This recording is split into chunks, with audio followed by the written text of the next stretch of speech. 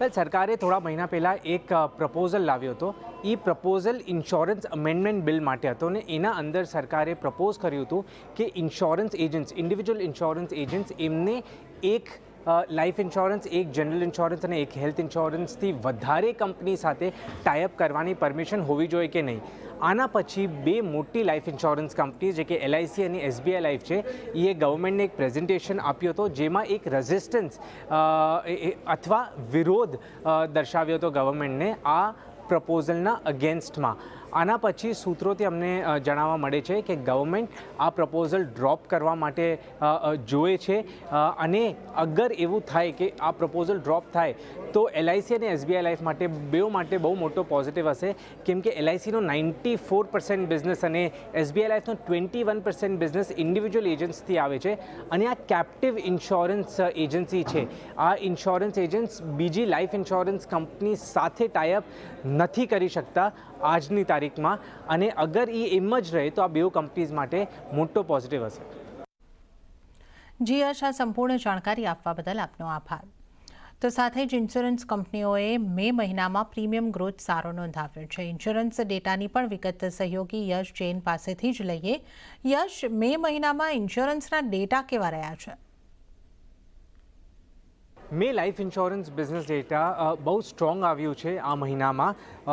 Industry growth, premium growth 13% વધ્યું છે. Private life insurance ઇન્ડસ્ટ્રીનો પ્રીમિયમ 17% ગ્રોથ આવ્યો છે. ટોટલ AP ઇન્ડસ્ટ્રી માટે 10%નો ગ્રોથ આવ્યો છે. રિટેલ APમાં 7%નો ગ્રોથ આવ્યો છે મેના મહિનામાં. ઇન્ડિવિજ્યુઅલ પ્લેયર્સની વાત કરીએ તો HDFC લાઈફ અને એક્સિસ મેક્સ લાઈફ જે કે મેક્સ ફાઇનાન્શિયલ દ્વારા લિસ્ટેડ છે એ બે કંપનીના ગ્રોથ બહુ જ સ્ટ્રોંગ આવ્યા છે. પહેલાં એક્સિસ મેક્સ લાઈફ ઇન્સ્યોરન્સનો ટોટલ પ્રીમિયમ 26% ગ્રોથ હતો દેખાય છે. ટોટલ AP 28% ગ્રોથ થઈ છે. રિટેલ AP 25% ગ્રોથ થઈ છે. HDFC લાઈફમાં ટોટલ પ્રીમિયમ 33%નો ગ્રોથ થયો છે. ટોટલ APમાં 19%નો ગ્રોથ થયો છે. રિટેલ APમાં 15%નો ગ્રોથ થયો છે.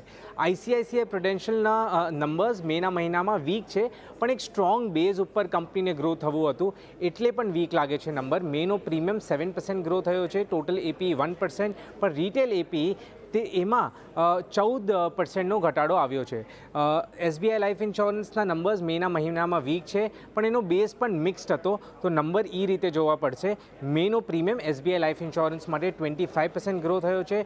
ટોટલ AP 13% ગ્રો થયો છે. રિટેલ AP 4% ગ્રો થયો છે.